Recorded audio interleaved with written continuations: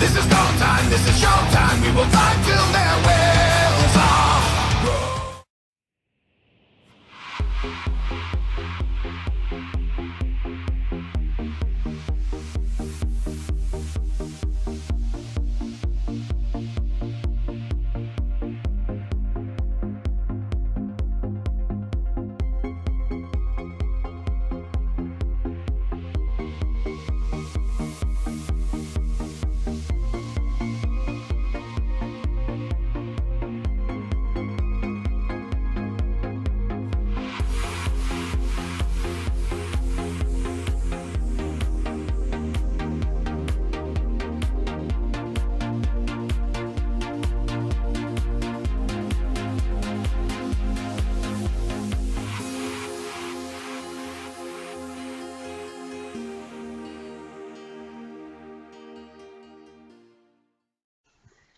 There we go. And welcome to Movie Nights. Here we go in association with SSG, Secret Society of Gamers, the Chaos Cancel podcast. Here we are going to talk about a few movie game franchises and a couple of movies out. So today I've got a couple of guests with me. Do you want to introduce yourselves? All right, I'll go up. This is your boy Zodiac. And this is me, Brian, right here. Hey guys, how you doing? Right, got a couple of talk about a couple of topics. One is this. I don't know if you heard the latest news on the Suicide Squad. Yeah, I heard about it. How do you feel about that? You know what? I'm taking a wait and see approach to see how this turns out. I mean, maybe it may not be as bad as some people think it is, but who knows? I mean, the trailer looks promising, but again, I'm being optimistic about it. But that's how I'm looking at it. Yeah. I'm going the same route too. I don't like, to be quite honest, I don't like the way the interview with Raven, I think his name is. Yeah. He says the intention of the film is definitely to be PG-13, and he explains that we really wanted to make this film tonally consistent, so that, as said, because this is a shared universe, at least our current thinking. Now, does that explain come across to you as he doesn't know what he's doing? It is possible, but then again, I mean, all the Marvel movies and even the TV shows, not counting the Netflix ones, have been sort of in the PG-13 area, where the Netflix ones have been a little bit darker. I mean, I don't like a Suicide Squad is meant to be an R-rated. It's supposed to be an R-rated film, isn't it? Well, that's true. I mean, Deadpool is going to be an R-rated movie. Yeah, I don't know. I understand. I understand that they're trying to what they call, trying to give it to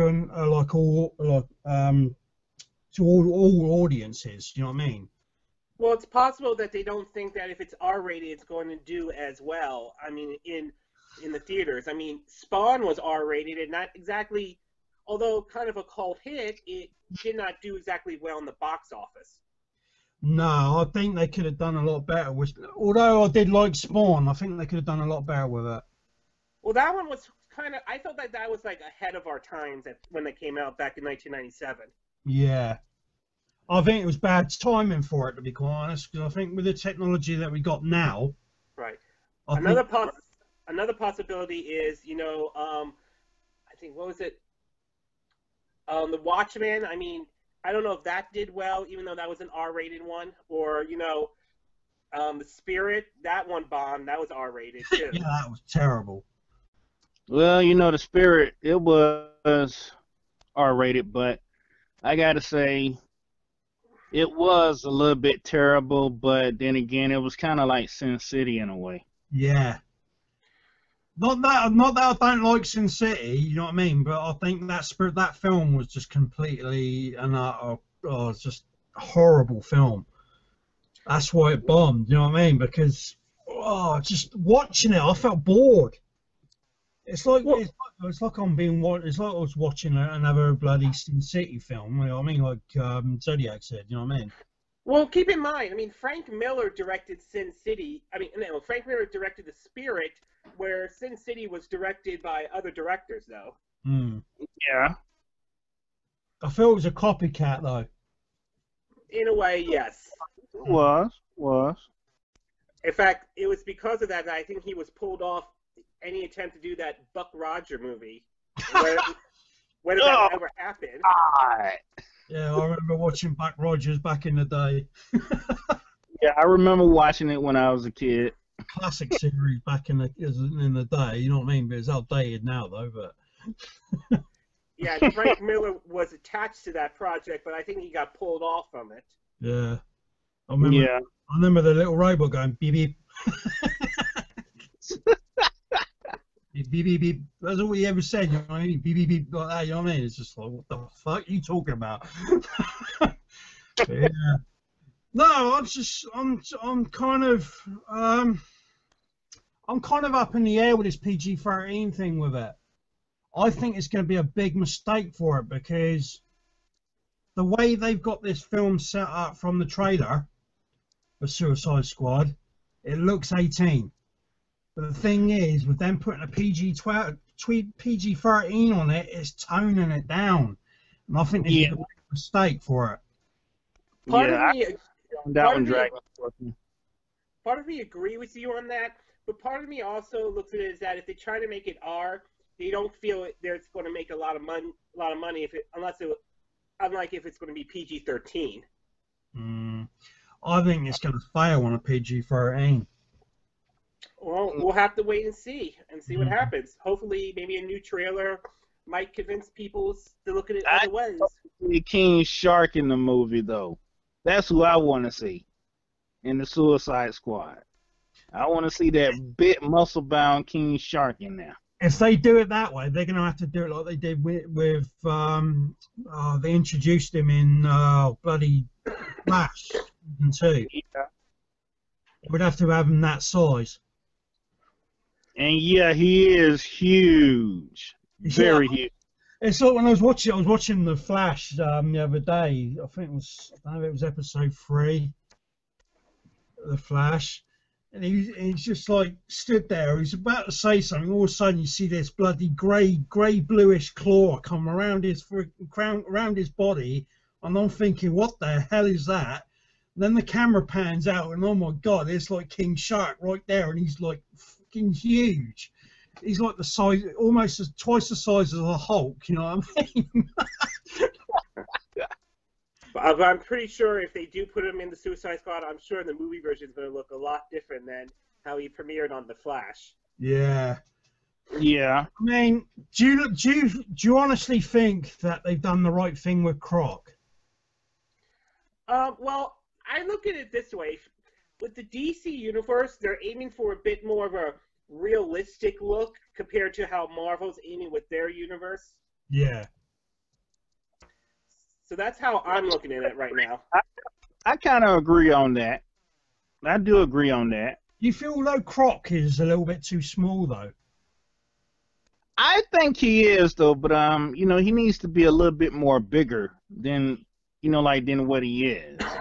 I can understand if they're going with the original comic book version of Croc before he became this big massive, Killer Croc, like massive, like, you know what I mean? I can understand if they're going with that point of view, but I don't know. It looks a bit off for some reason. Well, I mean, they're not going to follow. I mean, a lot of these comic book movies, I mean, they're not going to follow every single part of the comics. They're going to borrow certain elements, but they're not going to follow all the parts. Yeah. You're right. Do you think the casting's good though? Yeah. I think it is. I mean, I'm willing to give this Joker, the guy who's playing the Joker, a chance, though. I mean...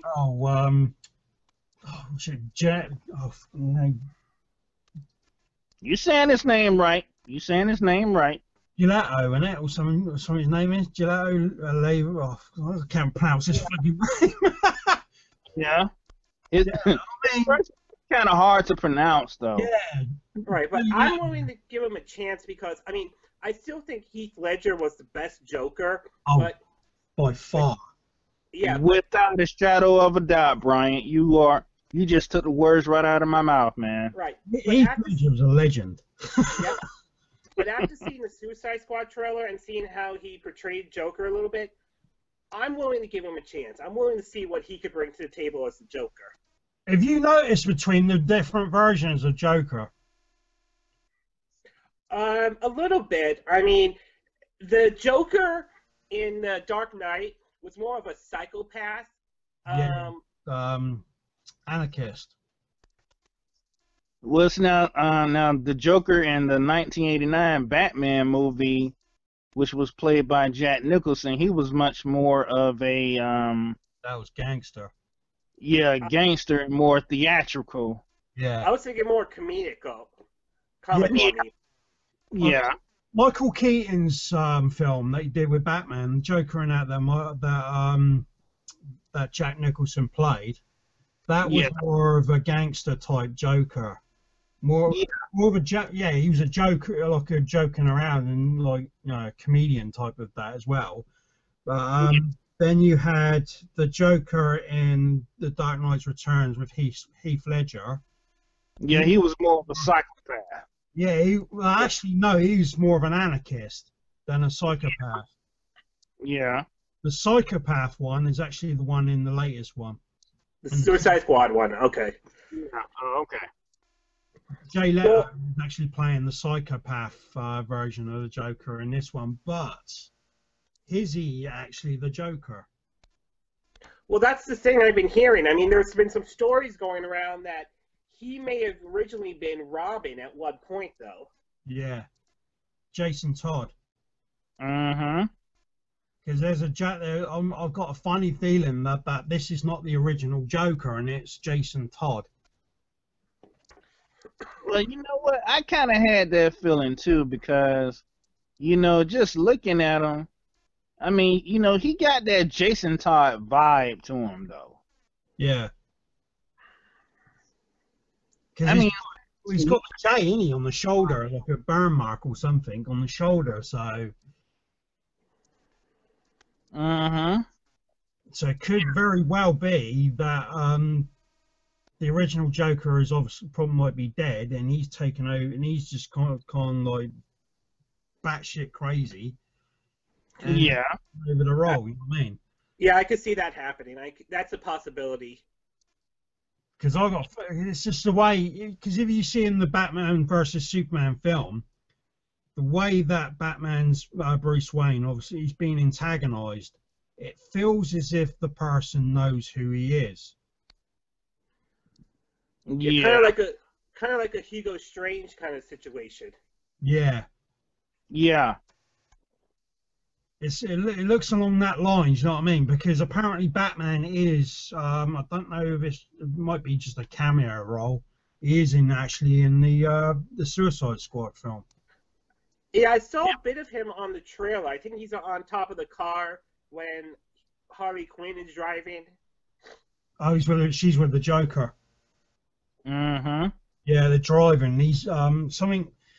It's apparently the story is that Batman's a semi-retired vigilante, which gets pulled. For some reason, something happens to. There was a rumor saying that it was something to do with his girlfriend.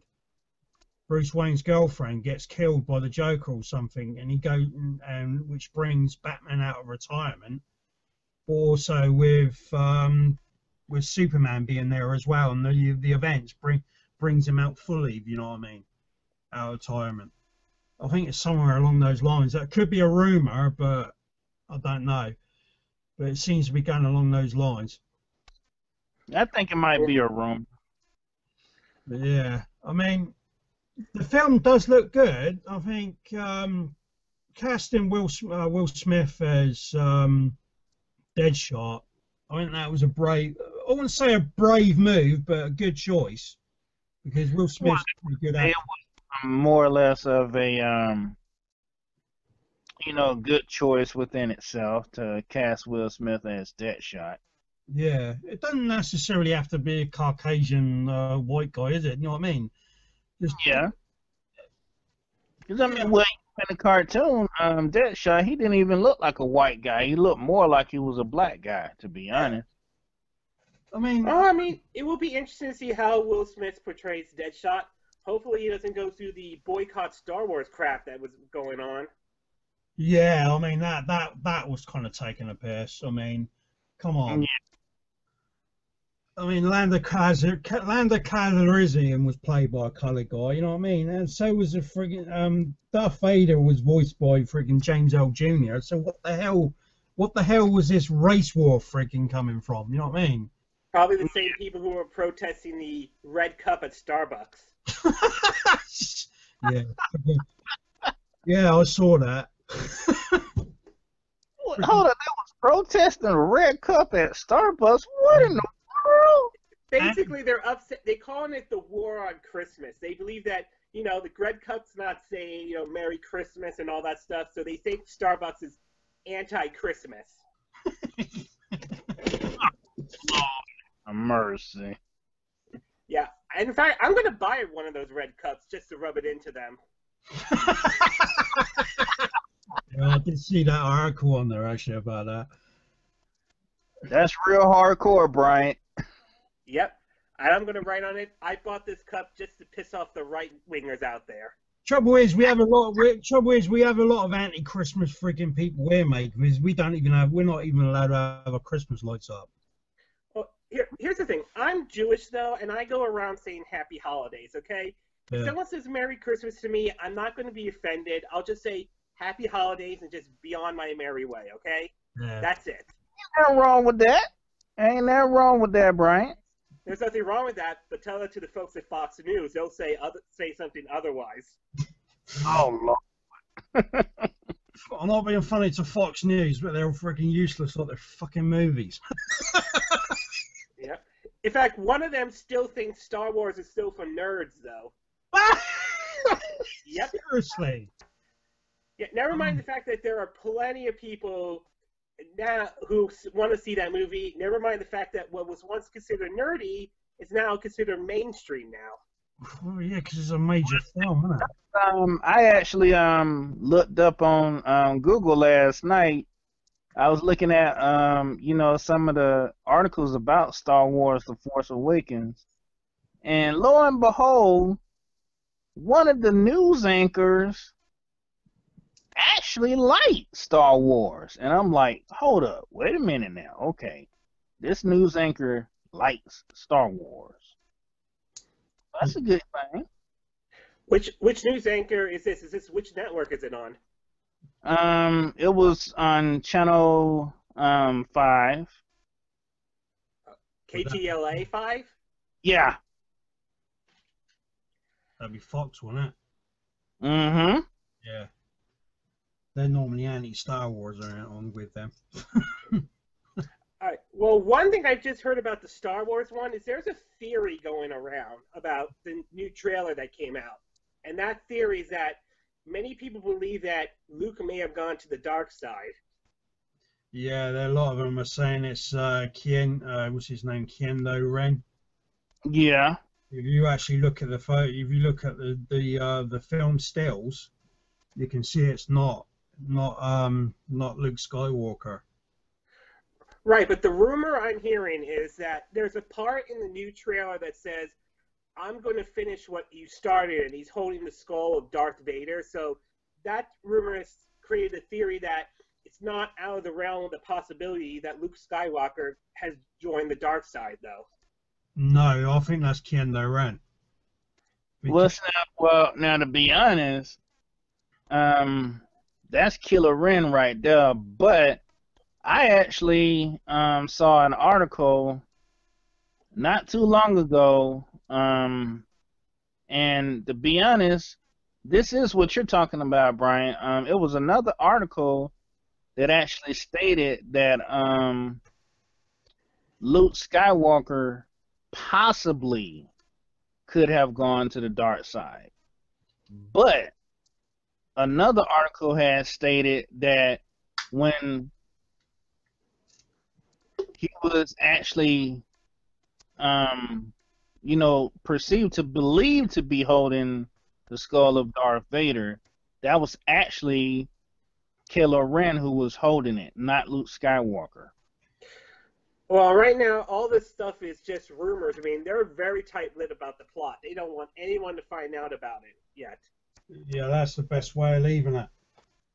Right, so there's a lot of speculation going on of exactly what exactly the plot is. So, but then again, I've seen pictures. The reason why they're doing it that way is really because now J.J. Abrams, God bless his soul, he's doing a wonderful job with the movie, but he just don't want nobody to know what the plot is really about. Well, this is very similar to in 2008 when he did the movie Cloverfield. He did not want people to find out exactly what the monster looked like, and there was a lot of speculation on what it looked like and all. Yeah, that's, yeah. Sorry, I got to say that because that film was carried out. I mean, well, now I seen Cloverfield because I got it on DVD, and I gotta say, the monsters in that movie, Lord Jesus Christ. I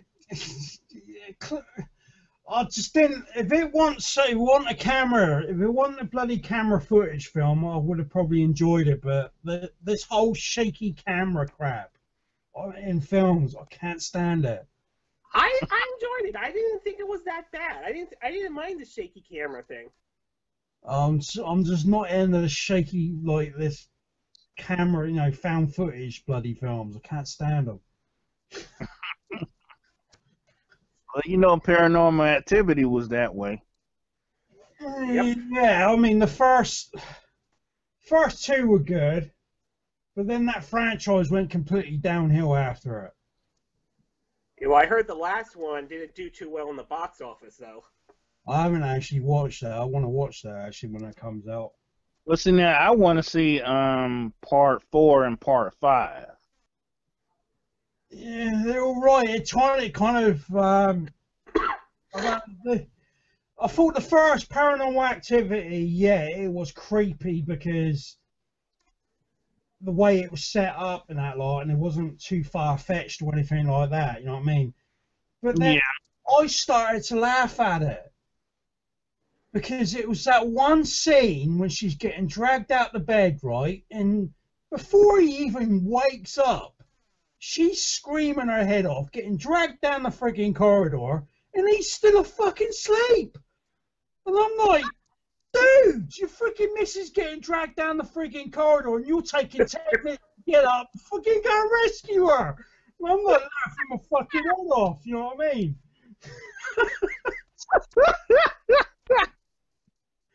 I know it's all made up, but you know what I mean? The common sense, when your wife is screaming, your immediate reaction is going to wake up, innit? You know what I mean? Mm-hmm. She's already halfway down the corridor before he even gets out the frigging bed and realizes she's frigging getting dragged out the bed and frigging dragged down the corridor. You know what I mean? I'm like, what the fuck? I would have got my ass up and said, what the fuck? Oh, hell no. I mean, then the second one came out, and I thought, yeah, this is not too bad. Then the third one kind of lost it, and they tried to they copied too much with I don't know if you watched Grave Encounters. Yeah, I seen that one. It kind of copies that in the end. Well, it feels like maybe the series has finally took its toll, and this is probably they just want to end it right here then. Yeah, I mean they done the spin-off Paranormal Activity Mark. I think it's called Mark 1. The spin-off one. Yeah. And that was just like, what the hell? Just kill the franchise already, you know what I mean? Well, one spin-off that is basically going to happen is the upcoming Creed movie. Yeah. I'm actually looking forward to that. Same here. I mean, Michael B. Jordan is actually a bloody fantastic actor. For a young actor of his age, he's bloody good. You know what I mean? And I think he's going to do well with as you know what I mean, Apollo's son. Chronicle. Eh? Yeah, he was in Chronicle, wasn't he, as well? Yeah, I remember watching that. He was also in the god-awful Fantastic Four movie. Yeah. Yeah, I mean the casting in that film was good, but the story was terrible. Well, a lot of the fallout was blamed on the director. I mean, it almost felt like he couldn't handle the project, and then there were some issues going on set and all that stuff. The reports started coming out about that. Yeah. Mm-hmm. Apparently, the original director or the writer left the other director to take over, and apparently they're blaming their mistake on the one that left.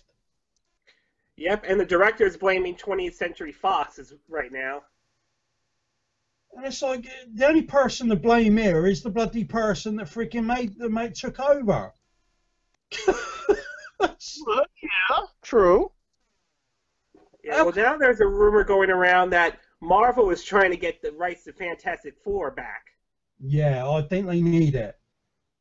Right. Well, And, to be honest, I think Marvel really do need to hurry up and get it back, though.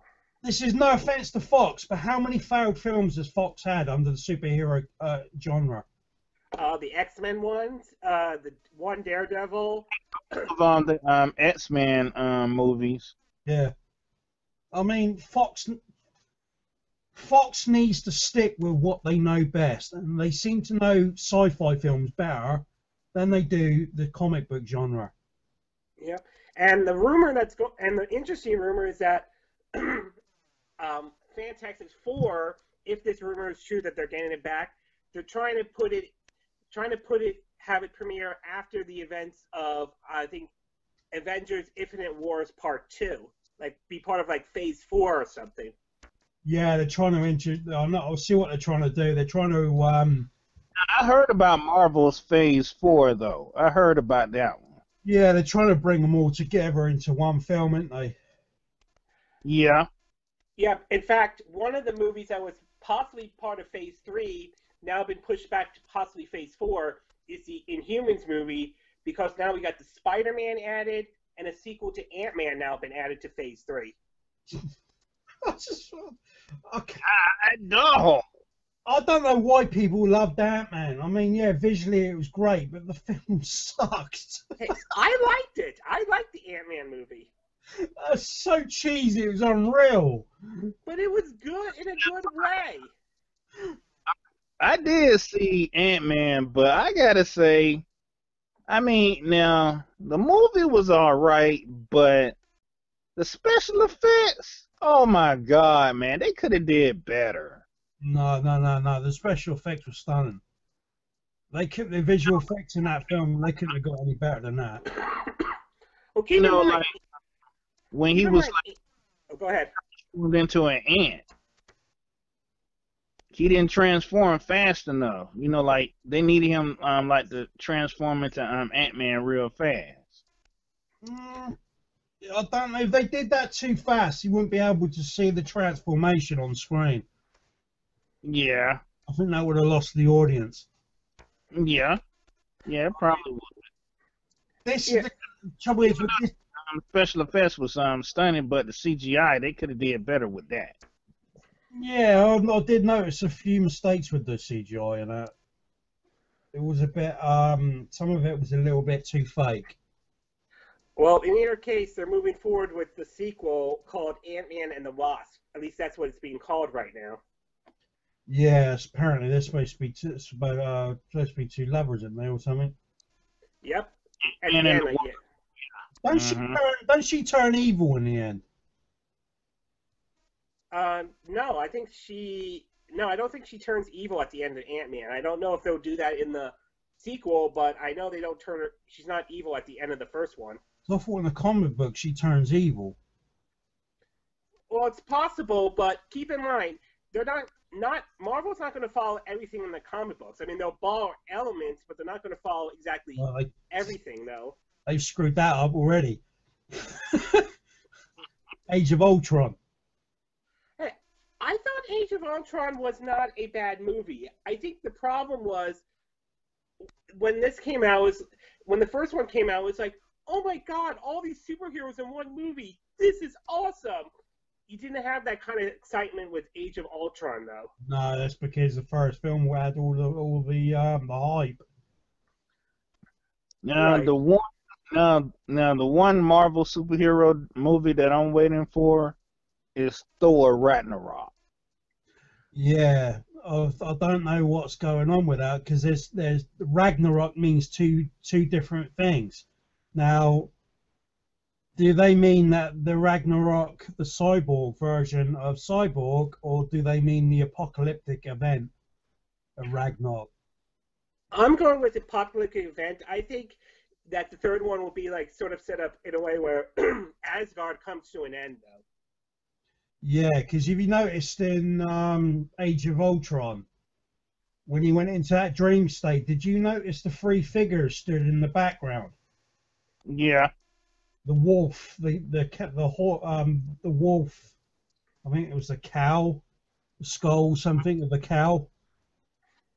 Although now that bonus credit scene in Thor: The Dark World with the two Asgardians visiting the Collector, and they gave him one of the, I think they actually gave him one of the Tesseract stones, one of the Infinity Stones. Right. You mean Guardians of the Galaxy? Yeah. Yeah, that was. So, my question is like, okay, are those two Asgardians traitors, or are they, like trying to keep a low profile so nobody else knows that they actually betrayed Asgard? That is also a possibility. I mean, I do think there's probably gonna be some clues about the Infinite War as well. I think that they're gonna add that in the Thor movie. Mm-hmm.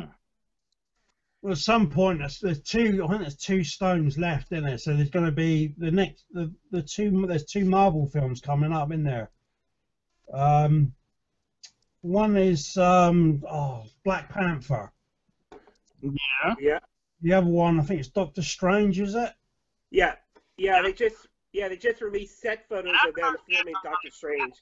I actually heard a rumor that they trying to make Doctor Strange into a female.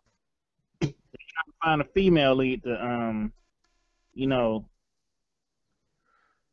somebody. That'll ruin it. Well, Yeah. based on the set photos that have come out, it doesn't look like there's any female Doctor Strange or anything. Yeah.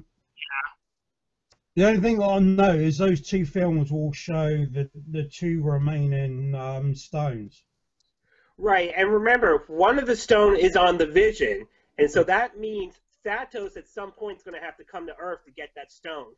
Yeah. We've already had. Was it the Tesseract? Was actually a stone. Right. For Dark World, that red block thing. That was a stone. Right. Yeah. So it actually contained the ether. Yeah. I'm wondering if Thor Ragnarok will show maybe a clip we're seeing of Thanos maybe at some point preparing to come to Earth to get that stone off the Vision, though. Yeah. Yeah. I mean, it's kind of hard to say that because we obviously Thanos now has shown himself, so he's going to be in the third film, isn't he, of the Avengers? So yeah. So all the films are going to be tied in towards the Avengers, to the third film, innit? Especially with the series as well. Right, and the third film is being split into two parts, though. Yeah. So, I think they're doing that because it's the last of the trilogy, and I think they're doing that just to split it up to make it a little bit longer. You know what I mean? But, right, the last of this part of the trilogy. I do think they will do another trilogy, but which will start with Phase 4, though. Mm. Okay, now my question is, now what about the, collector from the bonus scenes of Thor: The Dark World? I mean, who is the collector really, though? Well, there has been some rumors saying that he's working with Thanos because at the end of the Thor: The Dark World movie, he makes a comment saying 1 down and 4 more to go. Yeah. Mm-hmm. Which makes me believe that he's collecting them. He's collecting them all for him. Right. I mean, that is the possibility, though. Although that's just speculation right now, though. But I think that is a strong possibility. Did you notice the Easter egg in that Guardians of the Galaxy? Oh yeah. You mean the Howard the Duck? Yeah. That cracked me up. I wasn't expecting that at the end, but that was funny. Well, after seeing that, I want Marvel to do a Howard the Duck movie now. Well, George Lucas did one years ago, didn't he, for Marvel, which a lot of people don't like. I don't know why. That is a classic retro film. You know what I mean? Well, now that they introduced Howard the Duck into the MCU, now they have to do a Howard the Duck movie now. Yeah. I mean, the original film back in the 80s. Now I seen that movie a long time ago, and I really enjoyed that movie. I really did. It wasn't such a bad movie. It's a family film, isn't it? It's not meant to be like this all amazing like action type film. It's a family film. Yeah, it's a family film. That's what George Lucas actually said right behind the scene when he actually made the movie. And he did tell people that it's not like an action-packed movie. It's more of a family film for the families. Yeah. Yep. In fact, well, actually, one scene I remember hearing that was never happened in the Guardian Galaxy was in the Collector. The one scene would have had him having Stan Lee, and from what I understand, he would have given Groot the middle finger. This is what I read. That scene could have happened though. Is he under contract with those films? Because he's in every single one. Well, it's kind of like a Where's Waldo kind of a situation. You want to know, in these Marvel movies, where's Stan Lee going to pop up? I mean, how many films has he been in now? Like Hulk, the Amazing Spider-Man. Yep. He was in the original Spider-Man. X-Men 3, The Last Stand, he was in that. Yeah. I mean, like Captain America. Just like, how many films? Well, he is the one who helped create a lot of these franchises, though. Wow, yeah. Well, So, he's the godfather, isn't he? He's kind of the godfather of Marvel, really, isn't he? Oh, yeah, and that's why he makes those appearances in those movies. So it's kind of like a little Easter egg in a way. It's like, where's Stan Lee going to pop up? It's kind of funny. Sometimes you can immediately recognize him. You know what I mean? Because he was in Age of Ultron as well. Oh yeah, that World War II vet drinking that potion and all that.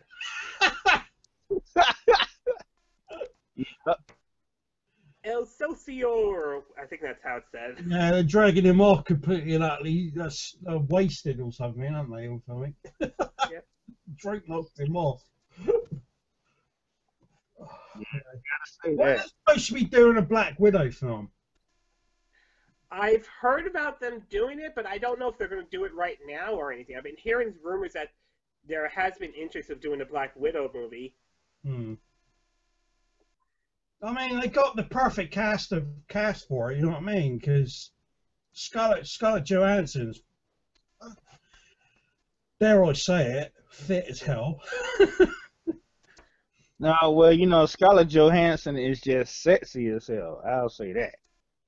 She's definitely got that Natasha like look. Black Widow. Oh yeah. Well, in the meantime, she is going to make an appearance in the Captain America Civil War movie. Whose side is she on? She on Captain America's or on the other side? I think she's on. Well, according to at least this is based off of a poster. It looks like she's on Iron Man's side. Hmm. See, I can understand why these two are at loggerheads with each other, because one's a billionaire playboy fanatic, and the other one's more of a righteous, self-righteous, but like, I don't know, he's trying to change the world to be good, but I don't think quite Captain America. I don't think a Captain America quite understands the world that he's in yet, if you know what I mean. Right. I think one reason why you got Captain America and Iron Man, just slugging it out with each other. I think both of them have different views and different notions about the way the world is. Yeah, but then you've got Tony Stark though. He's having nightmares of the when he went into that place, didn't he? When he put the nuclear weapon up into through that portal. Yeah. He's been constantly haunted by like memories of that and people dying. So. Well, now to be honest, I think that right there probably actually plays a major role in him, wanting to try to look at the world in a much brighter detail, because he is haunted by his own personal demons. Yeah, but see, the problem is it really what you call? Is it his own confidence that's going to drag him down? See, this is the thing. Well, isn't the whole Civil War based on the Superhero Registration Act in a way? Yeah. More likely, yeah. So what I'm looking for, and this is the big thing I'm looking for with that movie coming up, is are we going to see clues of that in any Agents of S.H.I.E.L.D. episodes, building up to that moment, though? I think we already are. I actually read some of the articles from Agents of S.H.I.E.L.D. Now, to be honest, there is one episode that they are working on, and they haven't, released the name of this episode yet. But they don't want to spoil it because it kind of actually leads up to a certain point to, Captain America: Civil War, and they just they trying their best not to spoil it for none of the fans. Oh, I understand. I'm just wondering, are we going to see episodes building up to that moment, though? That's the thing. Yeah, I think it's already started. Because I've been watching Agents of S.H.I.E.L.D. at the moment, and the latest episode, it seems to be a government, some sort of government scheme from, I don't know if it's the president that's doing it. They're kind of capturing the special people, with the powers. The Inhumans. Yeah. They're capturing them and putting them in these status cube things, so they're not dangerous. But then there's the character of Daisy. Right. She's starting to get a little bit rebellious with it. She sees a side of it, and that's not right. So I'm starting to feel that there's going to come a rift between her and Phil sooner. Right. But I also want to know will this movie also resurrect S.H.I.E.L.D. finally or something like that, and they come out of the hiding or something? Well, it's kind of with Daisy. It's kind of leading up to the Inhumans film, isn't it? That's coming. Yeah, but the Inhumans film is way off for a bit. We're still that's not until 2018, I think it is, or 2019.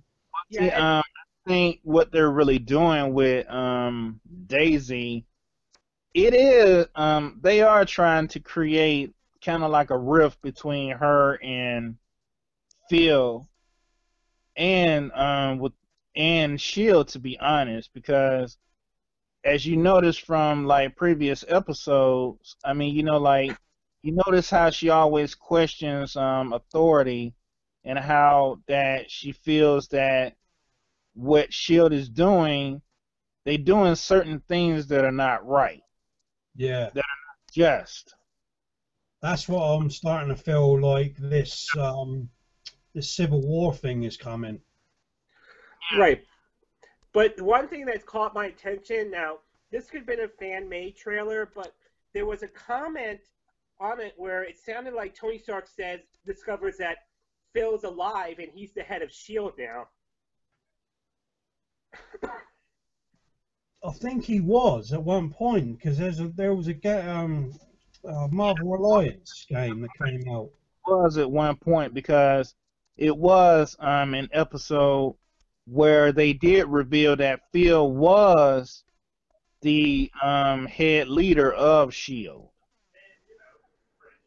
Hmm. Right. So my question my question is, does this movie in any way bring S.H.I.E.L.D. out of hiding now? Does this movie happen like that? It could do.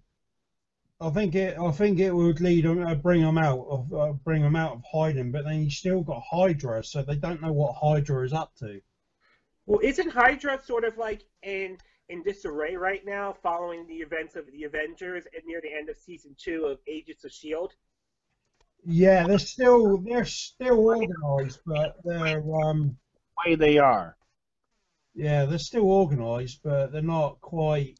still organized, but they're not fully disbanded yet. Yeah, they're not fully operational, aren't they? Yeah, because I remember hearing an article that the head of Hydra now, Wade, is that the mid-season finale will have excuse me, like Winter Soldier style action or something like that. Yeah. I read that article. I read that article too. I think it's all leading up to the Civil War film, to be quite honest. Right. So, and so if that's another thing I want to know is like, what's Hydra going to do during the Civil War? What position are they going to be in? I think they're going to take advantage of it. Well, something tells me that Hydra might actually, strike at the right moment when Captain America and Iron Man are fighting each other. I just got that gut feeling that that's when they might strike. The biggest question in this film, though, are they actually going to kill Captain America off? I don't know if I've heard anything about that. I don't know if they're going to follow that plot or not, because remember, Chris Evans did sign up to do several movies, and Infinite Wars, from what I understand, is the one movie he's also going to be in as well. He said it'd be the last. Once he's done with Captain America 3, he said he's done. Right. So I'm thinking it's possible. I'm thinking it's possible that, I don't know if they're going to kill him off in Civil War, but it is possible they might kill him off in Infinite Wars. Because he does die in the comic. He does die, doesn't he? Because then I think it's either Bucky, his mate Bucky, that takes over. Right. But keep in mind, though, they're not going to follow everything in the comic books. I mean, they're bar elements, but they're not going to follow all the parts. No, Marvel hasn't done that for bloody years. They've done that with with Age of Ultron, right? Ultron was created by Hank Pym and Tony Stark together. They created that. Yeah. But in Age of Ultron, it was actually Tony Stark that created Ultron. And the reason why that is because the dumbasses made Ant-Man after friggin' the Avengers 2. Well, so that's how I'm looking at it. I think if they're going to kill off Captain America in the movies, then I'm thinking they're aiming it towards Infinite Wars. Yeah. It's definitely leading up to that. Yeah. One character I do think they'll kill off is the Vision. The Visit? The Vision. Oh, Vision. Yeah, sorry, I'm still fighting a cold and all. Yeah, I think he's at one point he's going to go because obviously with that, because he's got the gem, innit, the crystal. Yeah, that stone, because, like I said, I think at some point Thanos is going to come to Earth and he wants to get that stone. So I think that's one character I do believe will get killed off. Hmm. Yeah, I think so too. Apparently he has a bit of a love interest, doesn't he, with Scarlet Witch? Right, but I didn't see that in the Age of Ultron movie. I know Oh, he has it was one in the there. comic books, but I don't know about in the movie though. It was there in the movie. You saw it when he frigging went to when he went to, he saved her. Oh, okay, He flew in and basically saved her. right. And you could see there was a bit of a moment between them both. So, Keep in mind also Scarlet Witch in that version is an Inhuman, not a mutant though. no. Right, since Well, they they can't can't use call them- mutants. They can't call them mutants because it's copyright of Yep. copyright of Fox. That's why. That's why they're Oh, two yeah. different versions, and from the X-Men to obviously the Marvel universe. Right, so they're using Inhumans to replace the whole mutant thing. Yeah. Due to copyright, isn't it? Right, which I'm still a little bit confused why they decided to introduce the Inhumans this early, considering their movie is still years off, though. Yeah, I was actually wondering that myself, to be quite honest, because it's like we got another 4 years yet before that film even comes out. Right. Unless- Yeah, that's correct. You know what I mean? It's just a little thinking, well, could you not have waited 4 years? Unless you're not thinking that your series is not going to last any more than three seasons. Well, I personally think Agents of S.H.I.E.L.D. will last longer. I really think that I would like to see him last all the way up to Infinite Wars Part 2, if possible. Hmm. Have you heard the latest on the Supergirl series?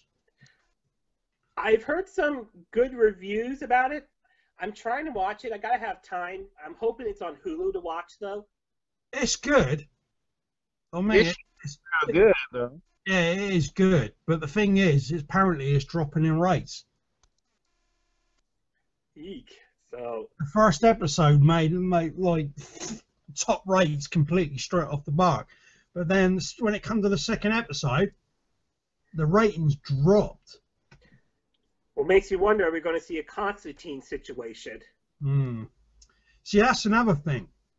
They introduced Constantine into Arrow the other day, right? And I'll tell you what, that was an awesome way of doing it.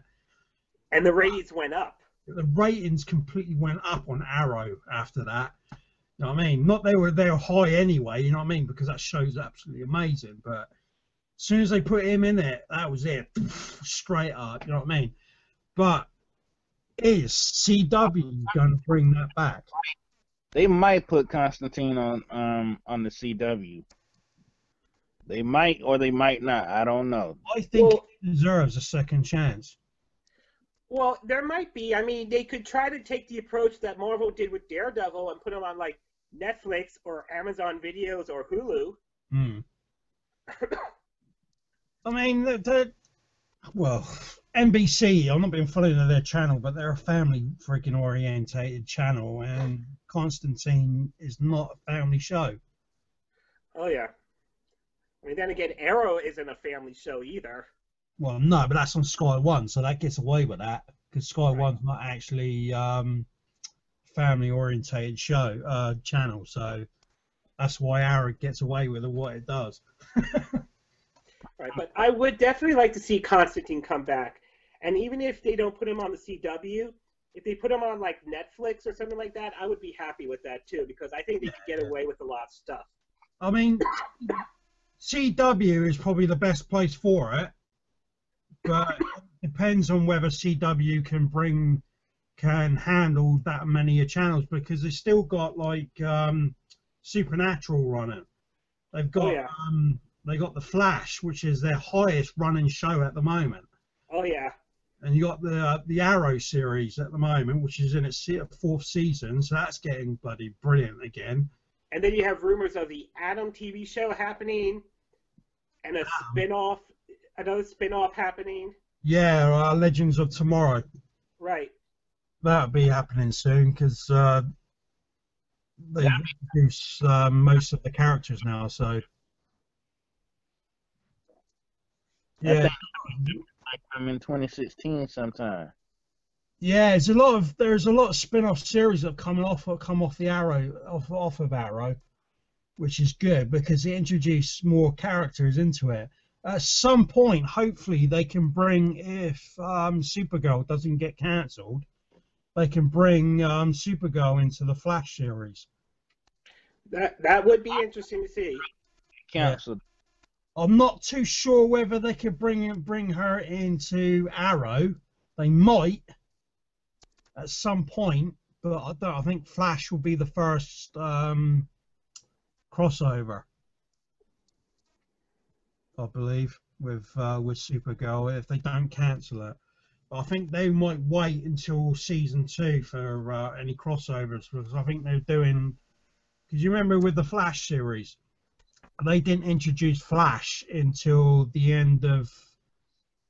It was the first season of Arrow. Right, and then they did the pilot episode, and that took off from there. Yeah. It took off with spin, and they didn't bring him back. They didn't bring Flash back into Arrow until the second season, which was a good thing to do because they needed to like see whether the first season would do well. So if it hits off, they can start bringing in like crossovers. You know what I mean? But with Flash, that was bound to do it. You know what I mean? That. Straight off the bat, that series done bloody brilliantly. You know what I mean? It's like the Arrow series as well. This is why these two series have done so well so far. Oh yeah, I mean one of the things about the Flash I'm looking forward to is that they're going to do another episode with the Trickster, and Mark Hamill's going to be back to play that character. Yeah, I heard the article about that apparently. I don't know if he's doing it after. I suppose it'd be one episode during, obviously, when he's got time off from the Star Wars films, I suppose, unless he ain't doing them. But oh yeah, yeah, that would be cool to see the original. Like they got him real busy. Oh yeah, it'd be cool to see the original Trickster come back into the series. You know what I mean? But I want to know who the hell is Zoom. Who the hell is Zoom? Yeah, I mean, Flash got his ass kicked big time. This last episode, His butt handed to him big time. yeah, he literally got his ass handed to him. Okay, I'm going to take a guess. This is just a wild guess, but I bet you it's the Harrison Wells from Earth 2 as Zoom. You think? That's just a wild guess. That's just my wild guess on it. A lot of people were saying it's his doppelganger of his father. Earth 2's Barry Allen's father. Oh, I mean that's also a possibility as well. The thing is, he's powerful, right? This is just like a theory, right? Going off here because Zoom's able to time travel, isn't he? Like dimensional time travel, right? Now, this is a theory of mine. I've got a feeling the reason why he's so powerful is because he's gone through the multiverse and actually killed every version of himself to become this powerful, like, speedster. Again, that is a possibility too. Yeah. Because he like Barry Allen, I don't want to find him, but he's come up against a lot of enemies, but Zoom kicked his ass. You know, he just didn't have a chance at all, but just makes me wonder who the hell this guy is, you know what I mean? Because the comic books obviously give him a different name, but it's kind of curious how, obviously what you said with Harrison Wells, Earth 2. Now, I don't think it's him because of his daughter. Because Zoom apparently has got his daughter, so it's a lot of people are speculating whether it's Barry Allen's Earth 2 father that's Zoom. Or it could be Barry Allen from Earth 2. That's a possibility. Yeah, that's another one. Yeah. Yeah. I mean, this could be the evil version of the Flash. I mean, Earth 2's evil version of the Flash. Barry Allen in Earth 2 is an evil person. Hmm.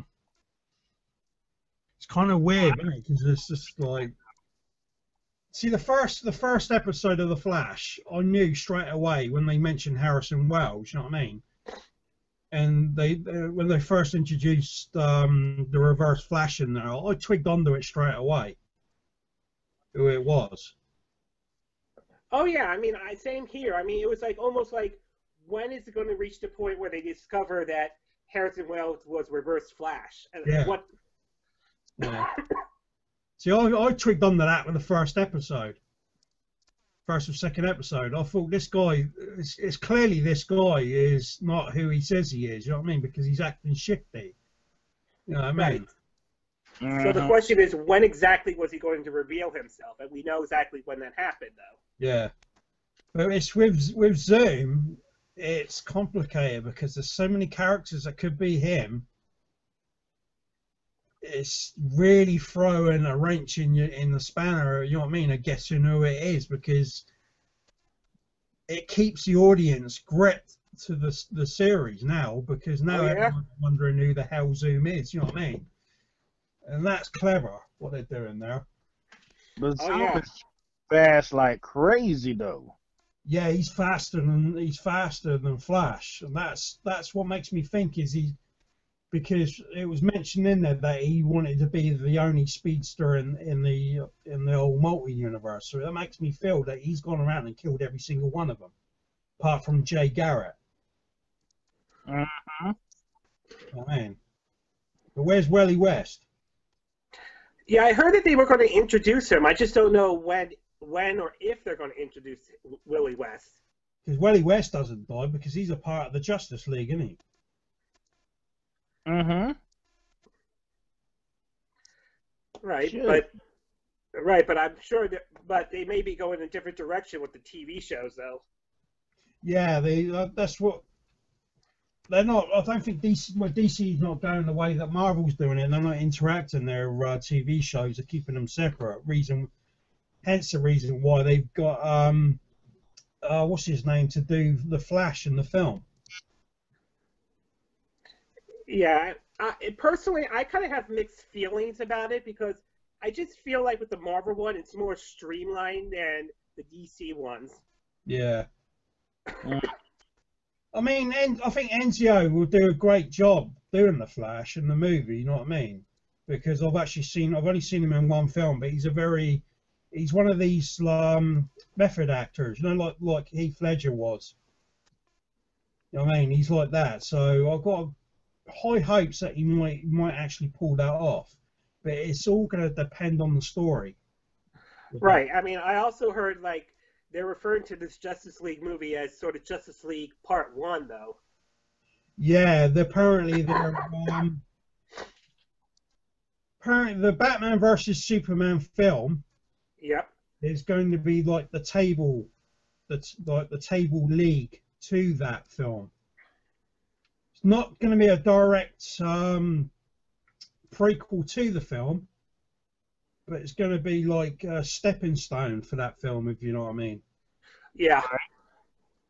I think that's the way they said they were doing it, but with a lot of rumours going on with that film as well. But I like the way. They also said that Doomsday is going to be is really going to be in that film as well. Yeah, that's what I'm starting to feel because there's too much destruction going on. The fact that they're using Zod's body and the fact that Lex Luthor has got kryptonite, something is going on with him. Now, there's a scene in that trailer where you see Superman on his knees in front of Lex Luthor. Now, a lot of people were saying that's bizarre, but it's not. I don't think it is. I think Lex Luthor has got some sort of kryptonite on him that's making Superman go to his knees, if you know what I mean. Yeah. I really think it's odd that they would introduce Doomsday this early. I mean, Wouldn't they save that like for like the third Superman movie or something like that? No, I think they're introduced. I think they're bringing it in as like a could possibly be something for the first Justice League film. You know, like a crossover thing. They don't fully destroy him, but like, you know what I mean. They put him out of his misery or whatever. You know, knock him out. I think that's probably the way it's going, because you don't have three heavyweight fighters in a film like Wonder Woman, Batman, and Superman joining up together to fight one thing. It wouldn't be Bizarro, because obviously Superman took on Zod and won without any help, which people seem to think that Bizarro is this big villain. Yeah, he might be, but he's not that big, and he wouldn't need three like heavyweights to take it on. Something like Doomsday, yes, you would need three of them to take it on, because there's a scene in there where you see Batman rappel off of a chimney or something. And you see that blast, that really big blast, hit the wall. Now, that's not a scene where he's fighting Superman, because you can clearly see that he hasn't got that Batman armor on that he does when he's actually fighting Superman. So that tells me something big, Kryptonian, is actually fighting him. I think that's the battlefield scene. All right, that definitely is a possibility right there. Yeah. Yeah. And what about the TV show Kryptonian? Yeah, I've heard about that. From what I've been reading, the idea is that they're going to that the series takes place 200 years before Krypton is destroyed or something. Yeah, which means it's not going to be based on it might be based on the ancestors of the House of El. Right. So it looks like they're taking an approach very similar to what Gotham is or something like that. Yeah. I don't know if it would work like that though. It's going to be difficult. As much as I would like it to be good, I've got a feeling it's going to struggle, because everyone knows the background of Superman. Well, I mean, that's true, but then again, I mean, it could work. I mean, Agents of S.H.I.E.L.D. struggled in the first half of its season, but by the later seasons, it started to pick up and do well. So it's possible this could work. Yeah. I mean, it'd be good to introduce the Kryptonian culture side of it. Right. You know what I mean? Because that's something we haven't really seen. We've only seen glimpses of it with the movies and stuff. You know what I mean? We haven't really fully understood their culture. We can tell that they're in their medieval stage of their culture. You know what I mean? Because of their armor and stuff like that. You know, but I just think it might struggle a little bit. You know? Oh, yeah. I think it might do struggle.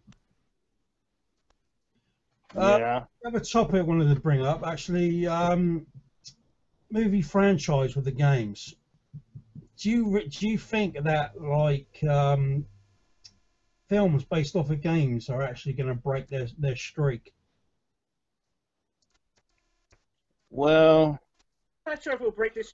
Now, I don't think it will break the streak, but there was one that I think did well this year, and that was the Mad Max one. Yeah. but That was a prequel, though. Right, but that was a movie license I felt that was done right, though. Yeah, definitely done right. Right. I mean, I written a review about it, though. I think it's one of the better uses of the movie license, though. I mean, there's only a few that actually have done well. The Super Star Wars games, Spider-Man 2. Yeah. Was it a sequel, though, or was it a reboot? Which one? Mad Max.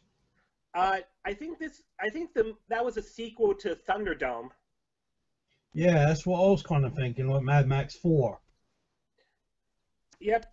'Cause And for what I understand, Mel Gibson was originally supposed to be in this, but he didn't because of the whole legal trouble he got himself into. yeah. But it's because it's gone from like a fuel war to a water war. Yep, but not sucky as Waterworld. No. It's quite a lot. It's like with because I noticed it with him. But the thing is, it became more of a. It was supposed to be a Tom Hardy film. The problem with that film, it became more of a Charlize Theron film. Well, I didn't mind it, despite some group that were upset that the movie was becoming more feminine, and this is true. Some people protested about that. Yeah. Yeah. I didn't mind the movie. I thought it was one of the best R-rated action movies out there. Oh yeah, definitely. Yeah. I especially like the. Got the Assassin's Creed movie that's coming out next year. Yeah, December. Mm-hmm. I really don't have a lot of confidence in this one because movies based off of video games don't have a great history, though.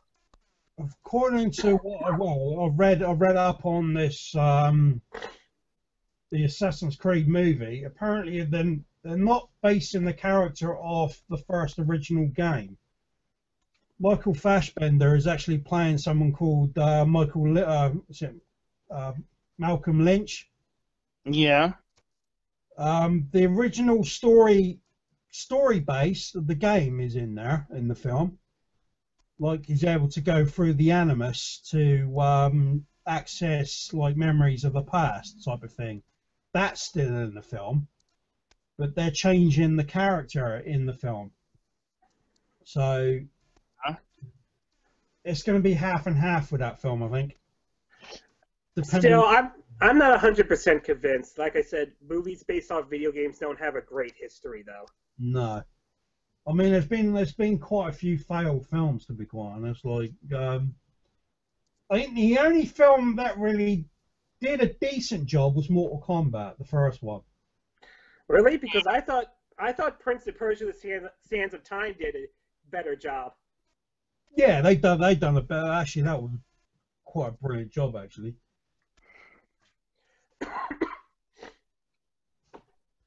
Gemma Arterton as well. She's gorgeous.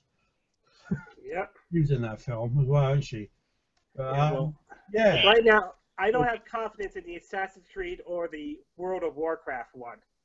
I don't know. I've seen the trailer for that Warcraft. That looks fantastic. I don't know. Maybe it's just me. I just said movies based on video games. I just don't think they have a great history. I'm just not confident in it. But that's just me, though. I've heard them. Well, this is actually, I don't know if this is a rumor or actually fact. Now, these gaming companies are like, I think it's Activision is one of them, actually building up their own film studios. So are they going to release a Call of Duty movie every single year?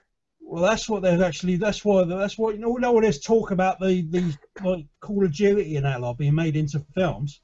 Apparently, these are actually being made by the companies that make the games themselves. Now, if they do the right thing and not do it on their own, and get a proper movie studio to join in with them, could possibly be a turnaround for like movies based on games. Well, to me, it's going to be a wait-and-see approach to see how this turns out. Yeah. It's a risky business because, like, it's putting their reputation on the line, isn't it? Really? Well, Mm-hmm. With those. There's another rumor I heard about a possibility of a Super Mario movie happening again. Oh, God. But from what I understand, the rumor goes that the guy who directed Hotel Transylvania is the one who's going to direct that movie. Yeah, he's done a pretty good job with that animated film. He's also the one who did Dexter's Laboratory, Samurai Jack. I've watched that Hotel Transylvania. It's quite funny. Right. So Family for that's the family. rumor right now. And Yeah. basically, this information was found out after Sony was hacked and all. This being a rumor. I think he's the right director to do it. Right. But right now, again, still too early to tell whether that ever actually happens or not. Yeah. Just like the rumor of the Zelda series coming to Netflix and being a family version of Game of Thrones. Yes, that was a rumor as well. They done a friggin' April Fool joke with that as well, didn't they? Yep. Convincing everyone they were going to do a Zelda film, and it was an April Fool's joke. Well, what shocked me was how can you do a family version of Game of Thrones, for crying out loud? That's impossible. Has anyone actually watched Game of Thrones? My mother does. She likes it. Oh, it's just there is nothing family about that film, about that series, Game of Thrones. Oh yeah, I know. I mean, I haven't watched I haven't hardly watched any of season 5 yet. I read an article that they're thinking about doing a Game of War TV series. You mean a God of War? No, Game of War TV series. Game of War. You know the mobile game Game of War? Yeah, I know the one you're on about. Oh yeah, that one. Are they gonna? Yeah, I'm not buying it. I never bought into the Game of War things, and I'm not buying into the TV show. I mean, these guys are taking a big risk doing this because I don't know if they read up on the other mistakes that the other films have made. You know what I mean, Game of Wars, the only reason that series is popular is because of the marketing they did, especially with Kate Upington. Oh, she's fit. That's the only reason the series is doing great. And now you got Mariah Carey doing those commercials. Yeah. And from what I heard, from what I've been hearing, I heard that the game just sucks really bad. It's just nothing more than a microtransaction Clash of Clans kind of approach. All Game of War is just basically a command and conquer type of game. It's more of a strategist game, though. Yeah, it's kind of like command and conquer for a mobile. You know what I mean? It depends if you're into those type of little games. You know what I mean? They're retro games, but I wouldn't pay like microtransactions for it. Now, if I'm going to play a mobile game, it's going to be the Fallout Shelter one. I haven't heard that. Is that DLC thing? Or is that Fallout Shelter? That's a mobile game from Bethesda. all right? It has microtransactions, but it's done in a way like I think Hearthstone was doing it. Yeah. So at least for this case, it plays like an actual game, not one of those you gotta wait 5 minutes or something like that. Those type of games. So I mean, I actually enjoy it though. Okay, I mean it's one of the few mobile games I like though. There's a film actually coming out next year as well, which is kind of funny because I think Assassin's Creed is going to have a bit of a competition. They'll have Star Wars Rogue One. Well, yeah, that's going to be interesting. I mean, didn't the director of Fantastic Four, wasn't he tied to that project before he was let go? Yeah, I think there was a lot of controversy. I don't think he had the story quite right. Yeah, he was. I mean, there's not really with that story. You can make up anything with that bloody story, to be quite honest, because there wasn't really much known about it. The only thing that we know about the Rogue One was from the New Hope. Remember from the meeting when they were going to do the assault on the Death Star, you would hear the I think it's the chairman say that Mary Bobbins died trying to get the Death Star plans. Now, this Rogue One is based on that story. So, in other words, it's basically like a prequel in a way. Kind of a prequel. It's kind of set between Revenge of the Sith and New Hope, so it's in between the third and fourth film. Okay, all right. So it's going to be like not an all-out assault, but an assault, like a what they call special team, special ops team, going into the Death Star to steal the plans. If you know what I mean, that's what this Rogue One is based off on. So it'd be an interesting film to actually watch, because it's the first time we've actually thought of doing it for some reason. That and I've also heard they're possibly doing a Han Solo movie as well. Yeah, they are. There's another thing I actually want to bring up with that. They're doing a spin-off Han Solo film as well as a Boba Fett film as well. With the Bounty Hunter. Well, the Boba Fett one, I'm wondering, is that Boba Fett? Oh, go ahead. No, I was saying these are more like origins of the Star Wars universe. Yeah, they're kind of spin-off films, aren't they, from the original films? Those two.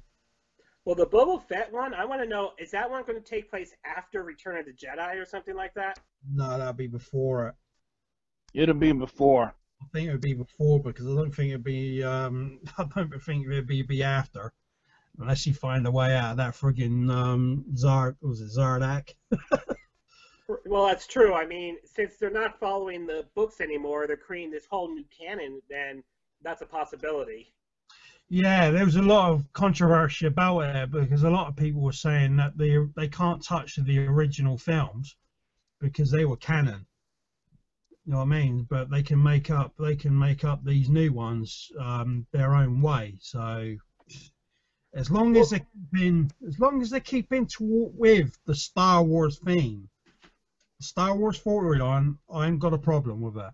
Well, the issue was before Disney purchased Lucasfilms, the issue was Episode 8 was never going to happen, and now that it's going to happen, these books that came out now basically are no longer canonized. No, because there was a book, 20 years, I think it was I remember there was a book on after Darth Vader's death. It says something about 20 years after Vader's death, a new threat arises, and apparently they're immune to Force powers. Is this the latest Star Wars book that came out? No, it's quite an old one. Okay. I think it was just after the Shadow of the Empire, I think it was, book that came out. Yeah. It's something to do with the storyline of it was something to do with after 20 years after Vader's death, a new alien species declares war on the Jedis, but they're apparently this species are immune to Force powers. I think I've heard of them before. I think it was called the Viggs Vong or something. Maybe I'm saying that wrong or something like that. Yeah. So that was the book that was based on that. So they're not really basing these new Star Wars films off those books. So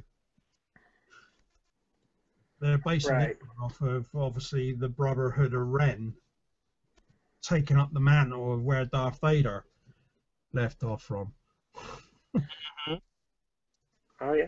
Did you also hear that a dying Star Wars fan saw it before he passed away, though? Yeah, I saw that. Fucking breaks your bloody heart, doesn't it? You know what I mean? But at least he got to watch it before he passed away. But yeah, tragic. Yeah, very sad what happened to him. Yeah. Yeah, rest in peace, man. Yeah, if you're at the apparently after the Han Solo film, Harrison Ford is retiring from Star Wars.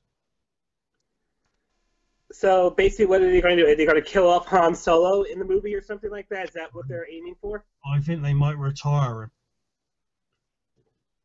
Because apparently, according to the article, Harrison Ford apparently is not doing any more Star Wars films after the Han Solo film. Which is understandable, because the guy is like, what, 76 now? Yeah, Yeah. You know, and those type of films are very energetic type of films. When he's got to do a lot of running around and stuff like that. So it'd be interesting to see how he does in Star Wars 7 this December. Harrison Ford's supposed to be doing another Indiana Jones movie. I can't see that. That's what I heard. Same here.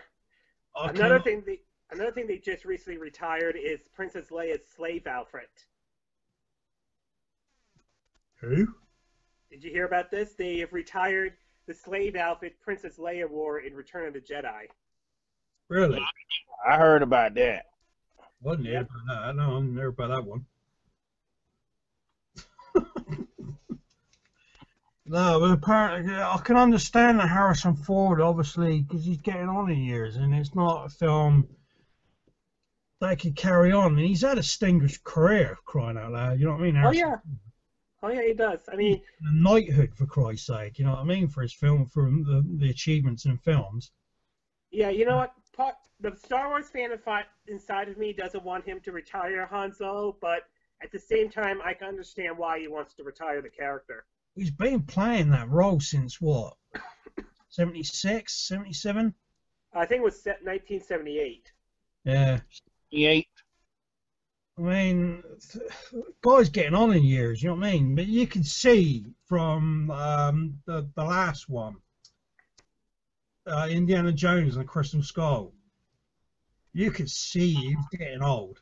Did you see the way he was hunched over, kind of standing there, but he's kind of hunched over? Like he didn't really have the full strength in his back, if you know what I mean. Did you notice that on screen? A little bit. Man is up in age. I mean, that's what happens. I think he's around. I wouldn't say he's retired, the age of retiring from the industry, not yet.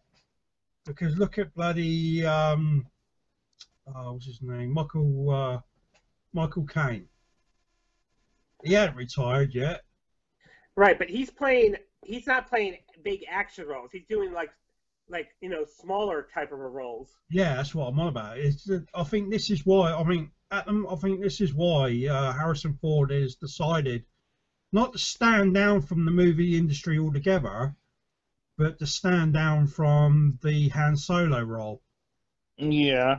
Now, you know what I mean? Now he's gotten out an age because he wants to do more or less energetic roles. You know what I mean? Which is understandable, really. Well, I mean, it's the same thing with Hugh Jackman. He's doing the same thing with Wolverine. He's going to retire from that character soon. I think that's a big mistake. I think he's the perfect Wolverine. I don't disagree, but he feels like it's time to move on from playing that character. Yeah, I think they should do it. I still. Why Hugh Jackman want to move on? I mean, you know, like he been playing the Wolverine character for a lot of X-Men movies that he have done. I think they've tamed his character though. Yeah. I honestly think they've tamed. I think Marvel's making a big mistake by taming his character. Because if you look at the film Wolverine, right? Mm-hmm. That doesn't look like Wolverine to me. Because if you look at the cartoons and you look at the comic books of Wolverine, the guy has got more freaking more attitude and more rage than they're portraying in the films. Yeah.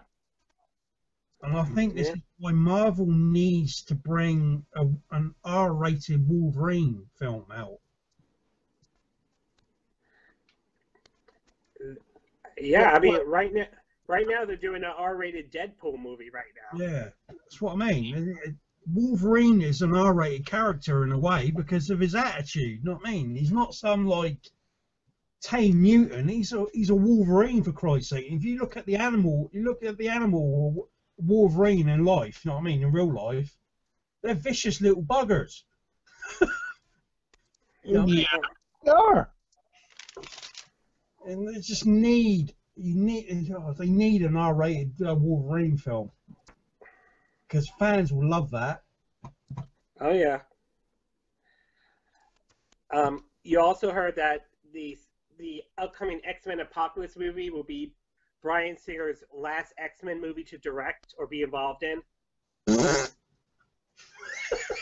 what I heard. That's gonna flop. Apocalypse? He is gonna fly. Every time I hear the word Bryan Singer Yeah. directing a film, I'm thinking, oh God, not another disaster. I mean, the guy has not got one film that hasn't failed. 2 failed X-Men films. 1 failed Superman film. How many more is he going to fail? Well, I just pray and hope, but I'm gonna give it a chance. But I just pray that it don't fail. That's the thing I actually wanted to bring up, actually, with that X-Men Apocalypse, right? What the hell are they doing with Apocalypse? I mean, Oscar Isaac, right, is a brilliant actor, and I'll stand up and say that because he is a bloody fantastic actor. Because he's playing a Jedi, not Jedi, a X-wing fighter in the Star Wars film. Now he's apparently playing Apocalypse, but the look Apocalypse, what are they doing? Seriously, that does not look like Apocalypse. That looks like Ivan Ooze from a freaking Power Rangers film. I knew you was gonna say that, Dragon Story. Seriously, he does. Oh, what the fuck? well, he might as well be in the new Power Ranger movies that's coming out, though. Yeah. I heard a rumor that he does change in form, but fuck's sake, that does not look like freaking Apocalypse.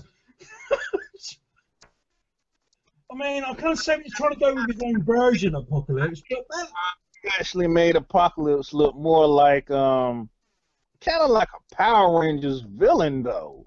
oh, but this is the even funnier bit, right? I saw like a picture still of what the film is. You know those Mystique's supposed to be leading the X-Men in this one.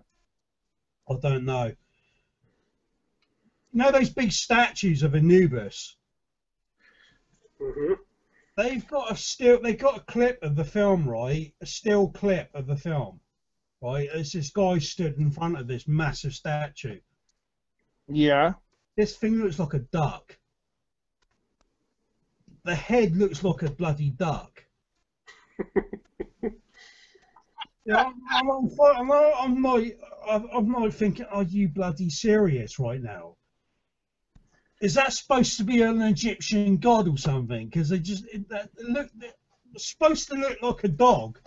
I don't know if it's supposed to look like Horus. Horus, it looks like a bloody duck. You know what I mean? It's ridiculous. It's just like, it's like, Bryan Singer, do you know what you're bloody doing? Yep. Oh, just... What's your thoughts on the movie, Brian? The X-Men Apocalypse one? Yeah. You know, given how Days of Future turned out to be good, I'm going to give this one a chance. It might work, okay? Again, there is a level of concern, but I'm willing to give this movie a chance. Yeah. I'm just a bit more of an optimistical guy, that's all. Yeah. I'm Ain't nothing wrong with that. I'm on the fence with it. No. I'm not saying it's good. I'm not saying that it could flop. I mean, there is the possibility it could flop, but I'm willing to give the movie a chance. Just like I'm giving Suicide Squad a chance and all. Just like I've given that all-female Ghostbuster movie a chance as well. Yeah, I think that'll just... That's a no offense to any female out there, right? But I'm all for female roles and all that lot. But when it comes to Ghostbusters, leave it alone. Seriously, give us a Ghostbusters 3 for fuck's sake. What are you doing, Bill Murray? You dumbass. I don't disagree with you, but at the same time, I'll give this all-female Ghostbuster movie a chance. It might do well. Might as well call it Bride Busters, you know what I mean? For fuck's sake. I thought when Bill, it's like, oh, I knew this was going to happen. The moment, like, Dan Aykroyd or pronounced that he was going to do a third film, and he's trying to get them all in to do it all. But then friggin' bloody Bill Murray was being a dick about it. Well, that and one of the characters recently passed away. One of the guys who played the characters passed away, though. Yeah, well, yeah. So, I mean, well, now to be honest, I heard that Sigourney Weaver is going to be in the reboot of Ghostbusters. right, having a cameo role. Same with Dan Aykroyd as well. Yeah, I just think this film's gonna flop. I'll give it a chance, but I just think it's gonna flop because a lot of people are crying out for a third film. So, you know, with a third film, like, I wouldn't say all male, don't need to have an all male, but have the range like passed down to them. You know what I mean? To a new, Yeah, I could see that happening. Pass the reign down to the next person, the next generation. but have it more darker in a more supernatural sense. You know what I mean? It's been comical. I mean, Ghostbusters 1 was brilliant. Right. You know what I mean? Ghostbusters 2 was even better. Then they started getting a little bit comical with it. But then they could have brought done a third film, made it look less comical, more darker, but still kept like the comical elements in there to make it a little bit like more light-hearted. Yeah.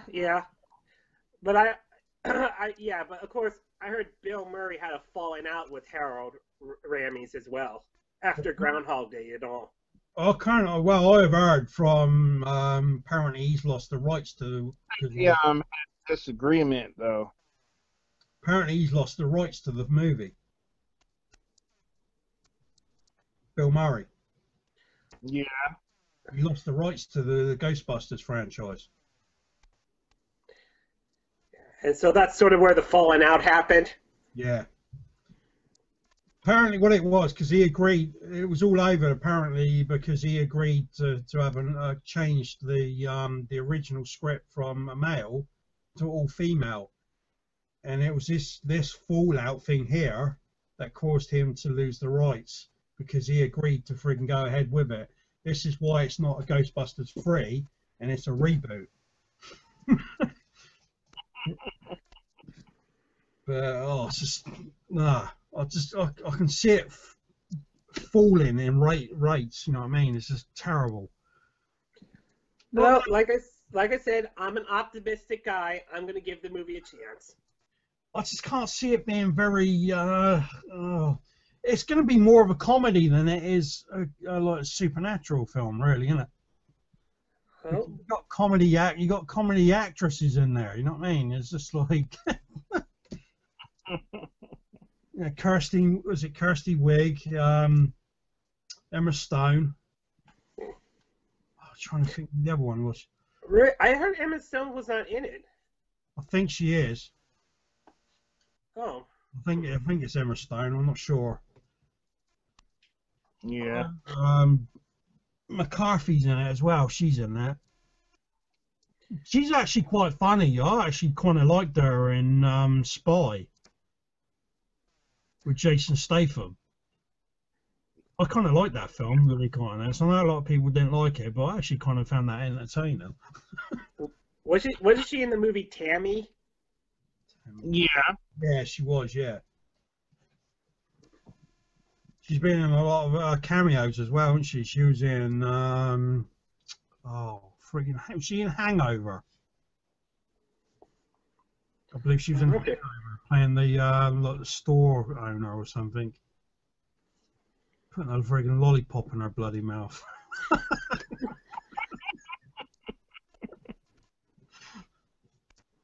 Yeah, there's a lot of films coming out. Here's a question actually. What is your all-time most favorite film? Oh, all-time most favorite film. Ooh. Why don't you go first, Zodiac? I have to think this one through. Well, I would say my favorite movie of all time. I want to say Blood: The Last Vampire Hunter. Oh, the anime? No, the live-action movie. Oh, okay. Well, now the anime movie was real good, but the live action movie was good too. All right. Well, my favorite, I have to say, I think my favorite has to be, let's see. There are several, but I'm going to go old school and go with the Back to the Future trilogy. Cool films. Great Scott! Yeah. Marty, he's got Yeah. kids. Marty's got something to do with your kids. Yeah. So I'm going to go with the Back to the Future trilogy as my sort of favorite movies. I'm gonna really go old school here. All-time favorite film. It's one of my childhood films. Labyrinth. Oh, I've heard. Oh, Absolutely. Even though as an adult right now, I absolutely love that film. old school right there, man. Yeah. I mean, Old school now. I am a big fan of Jim Henson. His work in films is absolutely fantastic with puppetry and stuff like that, and that film was amazing. He was in that movie, and David Bowie was in there. Jennifer Connelly, yeah. Yeah, Jennifer Connelly. No, is it Jennifer Connelly? she was in Career Opportunity. Yeah, I know. I'm trying to think of her name. Is it Sarah? No, Sarah, is it? No, Sarah's was her name. Yeah, she was gorgeous in that film. Yeah. Apparently, she was only 16. Uh, Believe that she was only 16 when she done the Labyrinth. Wow. You would think, looking at that film, you would think she was in like 18, 19 when she did that film. She was only 16 when she did that film. yeah. Unbelievable. See, I look at her now. She's skinny as hell, and I don't like her like that. She lost a lot of weight, probably. She don't look right. You know what I mean? I mean, Dark City. If you saw her in Dark City, she was absolutely gorgeous in Dark City, which is one of my favourite films. You know what I mean? In the sci-fi genre, with Richard O'Brien was in that as well. You know what I mean? A classic for like sci-fi movie, and he's gone again. Yeah. God's sake, man. Yeah, he's gone. Yeah, I mean, like Dark City was a brilliant film. I've heard of it. I never saw that one. I mean, the only sci-fi movie, I believe it or not, I enjoyed was The Fifth Element. Yeah, I was kind of like on the fence with watching that film when it first came out, but I thought I'll go and watch it, and I thought it was a pretty good game. Film. No, the game I heard sucked really bad though.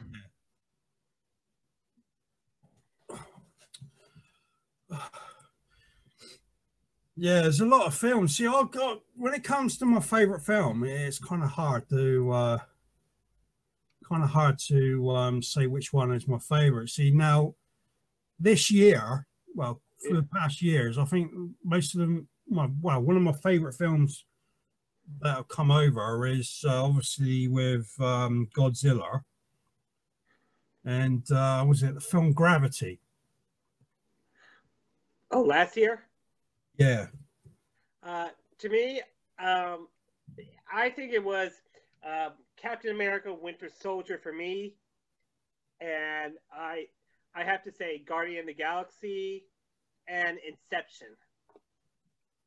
I didn't like Inception. You didn't? No. I found Inception very slow and boring. I thought it was a very interesting film. Yeah, it's. I mean, the special effects that were done for it was actually quite good. But, I mean, I just didn't like the film as a whole for some reason. Well, I have to say one of my favorite films, I think, and one that I will add onto the list is The Dark Knight. I mean, I just think Heath Ledger blew everyone away with his impression of the Joker. Oh, definitely. Remember that scene in the cell when he started clapping? Oh yeah, that's yep. That was off script. Or the pencil trick that he did. Which one was that? That's one where he meets all the mob guys and says, "I'm going to show you a pencil trick," and he jams the guy pencil through the guy's eye and he dies. That was vicious. Oh yeah.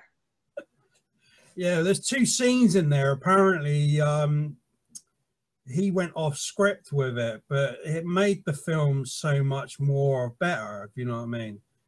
That one scene in the jail when he starts clapping. Oh yeah. Well, whoa, that's a bit dark, isn't it? You know what I mean? He starts clapping, and it was like, I didn't realize until I actually looked that up later that was off script.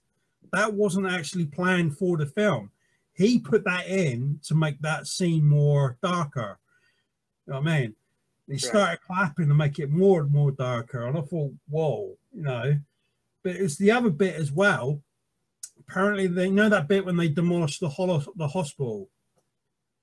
Oh, yeah. He's violently pressing that button. Oh, yeah, that was a good scene. Another movie I also liked that I thought was dark that I still think I like, though, is a 90s one called The Crow.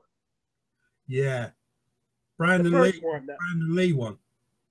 Yeah, the first one, though. Yeah, I love that film. Can't believe that's where he got shot, wasn't it? He died. I think it was the table scene. Oh, yeah. When he jumped up on the table and all the gangsters and that lot shoot the guns at him. He died on that particular scene. Apparently they had to get the stunt actor to come in. And they digitally enhanced Brandon's face on the stunt actor or something for the rest of the film. I mean, that's how they done it. But I wasn't really too fussed about the other films, to be quite honest with that. Right. The other Crow movies were just not that good after the first one. No, I didn't really rate. Was it City of Angels? Right. And then after that, it was like straight to video or something like that. Yeah, Mark Diasco done a few, didn't he? I know there was like Crow Salvation and stuff like that. They were like straight to DVD movies. I don't know. You heard anything about the remake? Other than the original director is not happy about it. Yeah, I think they made a mistake with Luke Evans leaving the project. All right, well, I'm hoping that this one turns out to be good, but seeing how the first one was the best one, my hopes aren't high, though. Yeah. I'm hyped. Well, a lot of people are saying that they like the remakes. About remakes not being all that good, you know what I mean? They're getting pissed off with Hollywood. Some remakes are actually good. I mean, I thought the Dawn of the Dead remake was good. Oh, the newer version. Yeah. Yeah. That was actually a lot better than the original. I know the original version, a lot of people were going to like fans of the original version of that, but I kind of find it a good, like a new twist on it, that the zombies are able to actually run at full speed because it gives it more of a tense feeling, doesn't it? Yeah, so I mean, I think some remakes can be good, some don't actually do as well as people thought they would. No, there's been failures, you know what I mean? I think I wasn't too sure about the RoboCop film though, the remake of RoboCop. I wasn't too sure about that one either. I mean, when he had the silver armor on, that looked great. But then when they put that black armor on, I thought, no, this just doesn't look right for some reason. You know what I mean? It just didn't feel like a RoboCop film. So I'm hoping if they bring out a sequel, they will keep the silver suit in there. Well, seeing how it performed in the box office, it doesn't sound like it's going to happen anytime soon. No, it did happen. The same thing happened with what was the bloody film? Dread. Yeah, that's really a shame because the Dread one was actually good. Yes, the reason why they didn't, well, the reason why they couldn't do a sequel is because it's an IPF film. This is the problem with IPF, because it's not funded by Hollywood. They've got to fund their own films their own way. Of course, because their films, because they're funding their own films, that money's got to be paid towards tax. So whatever they make on the film has to go back into the tax, and whatever country they're like filming in, as well as the actors being paid, and it kind of leaves almost nothing left of the money that they got from the film to make a sequel, if you know what I mean. This is why the IPF rely on sponsorships from the other directors and film companies. Well, I mean, they could always try, the Netflix, Hulu, Amazon Video route. That is true, yeah. Well, this is why you get mainly only low budget films from the IPF industry, straight to DVD jobs. That's why Hollywood is different, because they've got financial backing, so they don't have to worry about that. But with them, that's reason why that we didn't get a sequel for Dredd, because they didn't have the money to make it. Yeah, I know. It's a shame, because that film was brilliant, and I think Carl Urban was absolutely fantastic as Judge Dredd. Oh yeah, I don't disagree. It deserves a sequel, but should have had a sequel. I think Hollywood should have picked that up. I know. Listen, I would like to stay in chat though, but unfortunately, Dragon, I gotta call it a day because I got stuff to do around the house. Unfortunately. Yeah, that's fine. We'll call it a day here now anyway, because I don't think Terrence is going to come back on anytime soon. So. Well, hopefully he'll get hopefully he'll get not use his phone and get maybe like an iPad or something to do this. Yeah, I mean, that's what I don't use my phone. You know what I mean? I use my computer or I use my tablet. You know what I mean, for doing things like this, because phone runs out of signal. All right. So, do you want to close this out or something? Yeah, this has been Movie Nights. Been a host, been talking about a lot of movies, and we're going to be signing out here now. Hopefully, this podcast won't have any problems. Obviously, Terrence is having a bit of technical difficulties, but this has been Movie Nights, and good night. And good night.